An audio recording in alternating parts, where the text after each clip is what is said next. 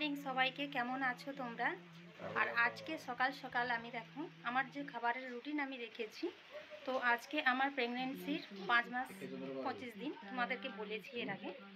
তো আজকে আমি সকাল সকাল যেটা খাবারের তালিকায় রেখেছি তো তোমাদেরকে এক ঝলকে দেখে দিই। অ্যাকচুয়ালি কী বলো তো, অনেক ঔষধ খেতে হচ্ছে, মানে এলোপ্যাথি ওষুধ। তো সেইগুলো খেতে খেতে ভীষণ গরম ধরে যাচ্ছিলো, তাই জন্য সকালকে সন্ধেবেলা আমি একটু মৌরি ফেলে রেখেছিলাম গ্লাসে করে জলে, আর সিরাজুত ভিজিয়ে রেখেছিলাম মিষ্টির সঙ্গে, তো সেইটা আমি খাবো। আর তোমাদেরকে দেখা যাচ্ছিলো আর একটা সকাল সকাল মানে যেই পাতার শরবত কিংবা পাতার রসটা খাবো, সেটা ভীষণ ইম্পর্টেন্ট একটা খাবার, মানে যেটা আমাদের হিমোগ্লোবিন বাড়াতে কিংবা রক্তের পজিশান ঠিক রাখতে খুব একটা সাহায্য করে। যেহেতু আমার একটু সমস্যা চলছে, মানে আমার রক্তের যে 3টা গ্রুপ হয় সেটা আমার কিন্তু একটু শর্ট হয়ে গেছে। তো তাই জন্য আমি কি করলাম, একটু এই শাকটা এনেছি। তো ওটা রান্না করেও খাওয়া যায় আর এমনিতেও খাওয়া যায়। তো তোমাদেরকে একটু চলো দেখতে দিই। এই দেখো এইখানে এই শাকটা রেখেছি, এটা হচ্ছে কাঁটা হিঞ্চা।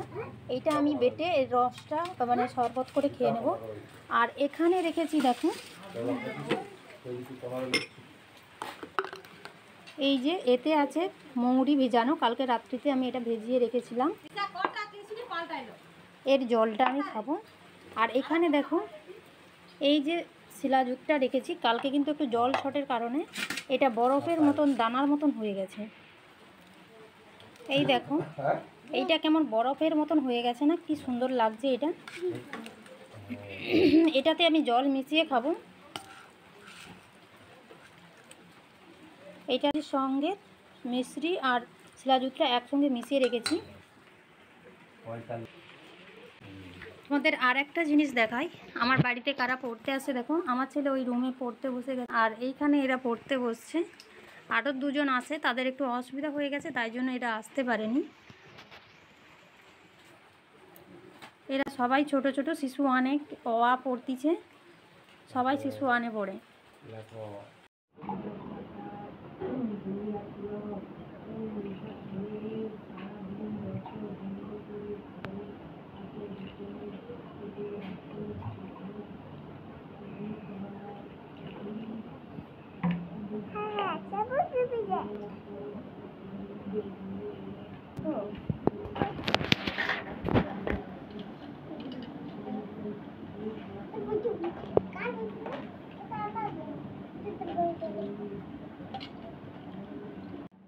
আপেল কি রে, আপেল বানান কি কো এ পিপি না দেওয়া দরকার। বাবা এই যে একটু শরবত নাও গো, ওই পিঠাটা বাইরে দিয়ে তো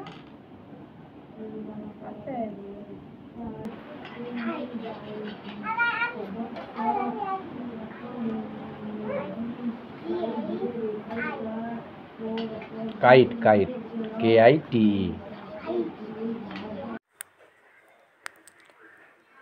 এই দেখুন এই যে কাঁটা হিঞ্চার রসটা আমি বের করে নিয়েছি শিলনোড়াতে বেটে। এটা এমনি খাওয়া যায়, আবার দুধ দিয়েও খাওয়া যায়, কিন্তু দুধ দিয়ে খেতে হলে কাঁচা দুধ দিয়ে খেতে হবে। আমি অল্প একটু মিশিয়ে নিয়েছি, কারণ এটা আমার কাছে ছিল। আমি প্রত্যেক দিন দুধ ওঠা করি 500 করে, একদম দেশি গায়ের দুধ এটা।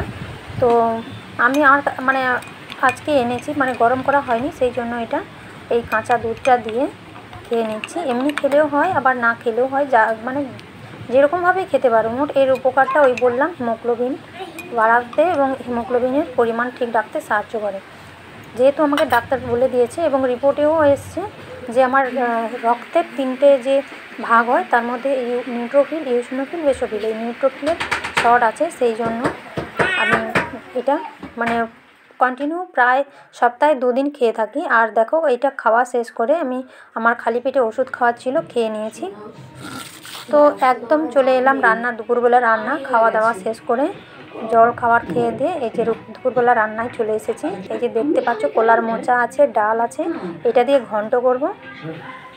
এই যে কলার মোচাটা আমি অল্প কেটে নিয়েছি, সেই যে বলেছিলাম না ওটা 3 বেলা করেছি, আজকে তার শেষ।